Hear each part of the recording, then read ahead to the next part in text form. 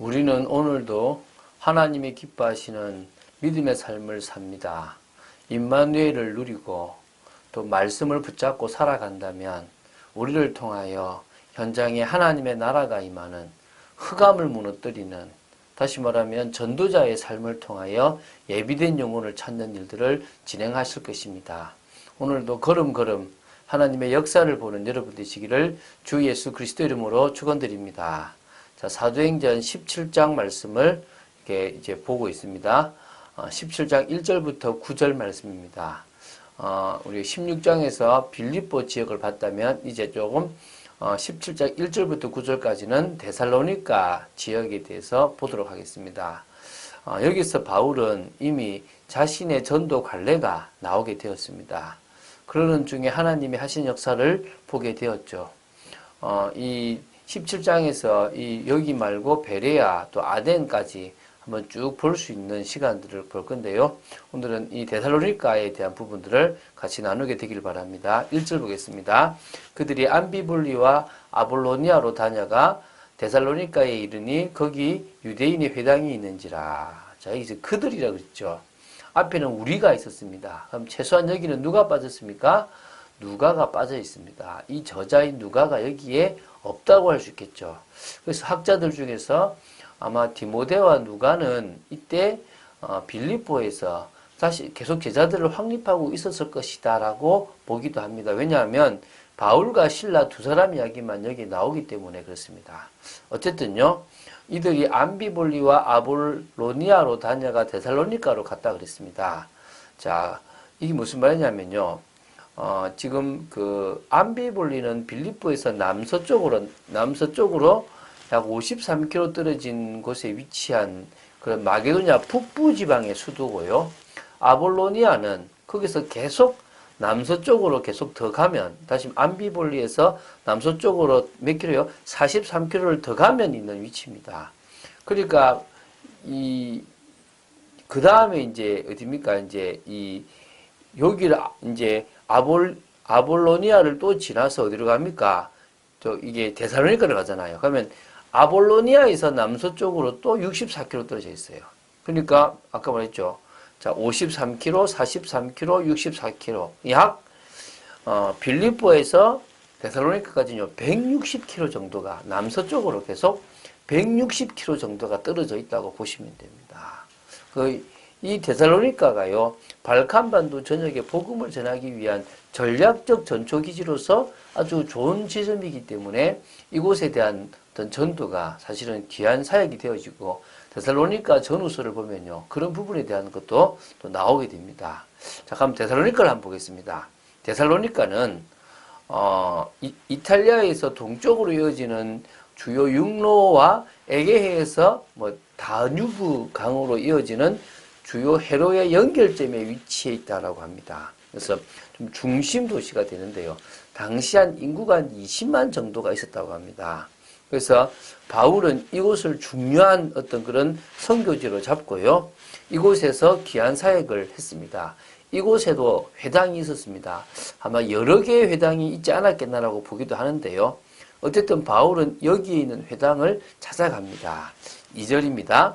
바울이 자기의 관례대로 그들에게로 들어가서 새 안식일에 성경을 가지고 강론하여 하며 뜻을 풀어 그리스도가 해를 받고 죽은 자 가운데서 다시 살아나야 할 것을 증언하고 이르되 내가 너희에게 전하는 이 예수가 곧 그리스도라 하니.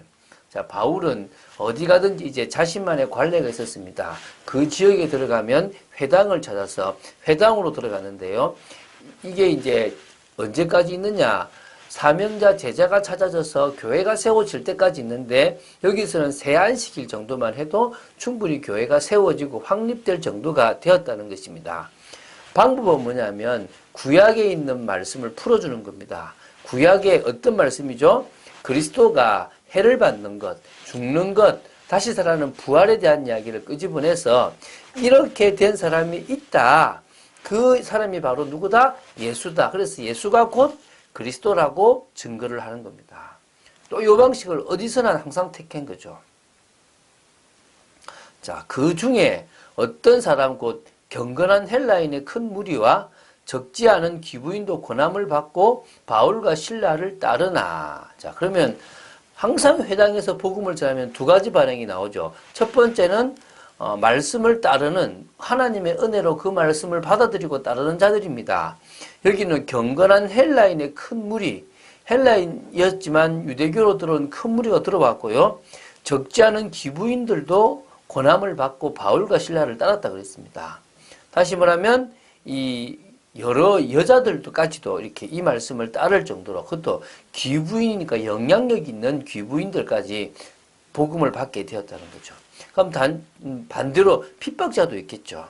그러나 유대인들은 시기하여 저자의 어떤 불량한 사람들을 데리고 떼를 지어 성을 소동하게 하여 야손의 집에 침입하여 그들을 백성에게 끌어내려고 찾았으나, 반대로 유대인들은요, 이 하나님에 대한 것과 율법에 대한 것을 무시해버리는 것 같은 이 예수 믿는 자들에 대해서요, 분노를 가집니다. 이게 지금 이미 회당에 소문들이 나서요, 이 데살로니가도 이미 조금 알게 되었는가 봐요. 그래서 아예 저자의 이 시장에는요, 불량한 깡패들을 데리고 와서요, 떼를 지어서 막 성을 막 소동하게 한 겁니다.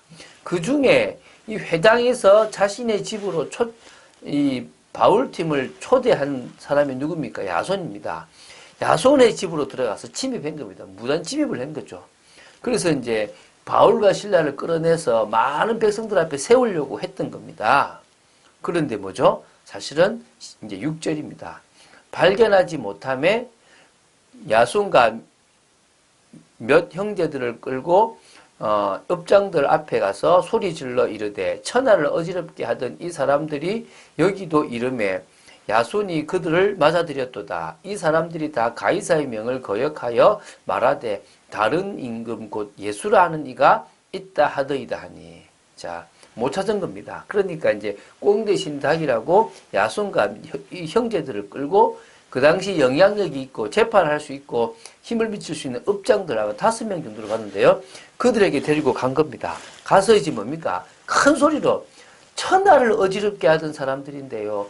지금 여러 성을 돌면서 천하를 어지럽게 하고 있는데 여기도 왔습니다. 이거 막아야 됩니다. 한 겁니다. 그런데요, 이 야손이라는 사람이 누구를요? 그들을 받아들였어요.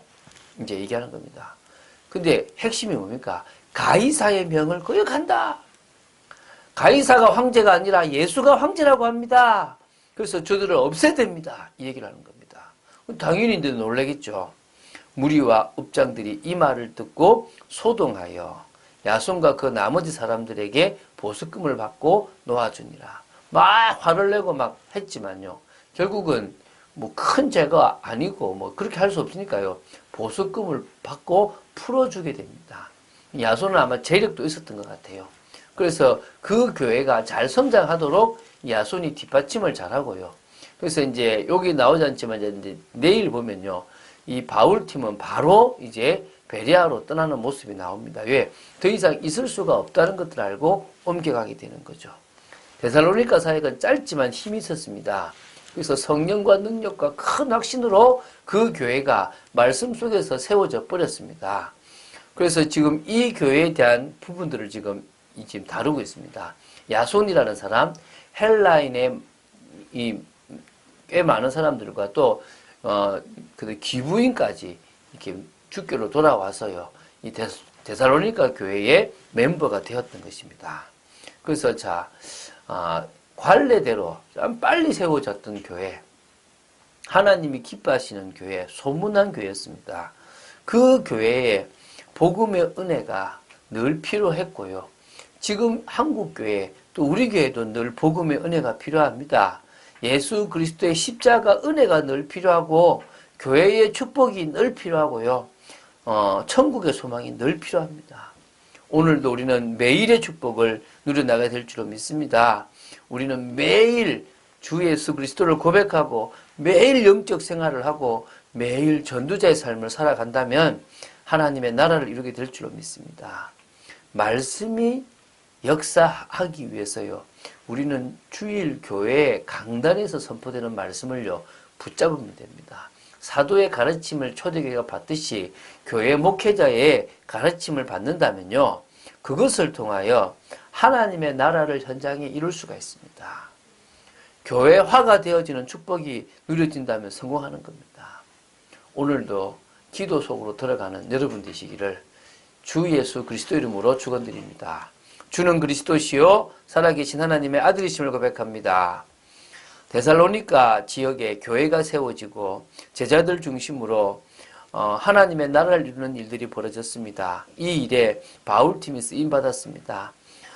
복음을 받으면 그 복음을 받아들이고 감사하고 기뻐하는 사람과 그 복음을 거부하는 사람들이 있게 되어 있는데 하나님 저희들이 가는 곳에도 그런 기쁨과 또 고난이 있을 줄로 믿습니다. 믿음으로 저희들이 인도받게 하시고 하나님의 나라를 이루게 허락하여 주시옵시고 비둘기처럼 순결하고 뱀처럼 지혜롭게 복음을 전하는 축복의 저희들 되게 하여 주시옵소서. 감사드립니다. 주 예수 그리스도 이름으로 기도드립니다. 아멘.